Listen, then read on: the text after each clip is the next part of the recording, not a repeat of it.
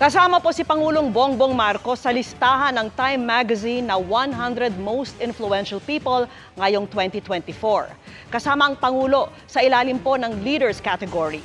Sa artikulo, sinabing ang kanyang pagkaluklok sa pwesto ay dahil umano sa paglinis sa kanyang family legacy gamit ang pagmamanipula umano sa social media.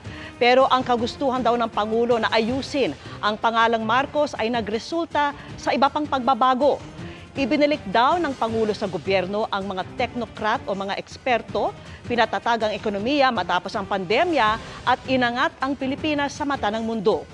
Tinukoy rin ang paninindigan ng Pangulo laban sa agresyon ng China sa South China Sea at pinalakas ang alyansa ng Pilipinas sa Amerika sa gitna ng namumuong tensyon sa rehiyon.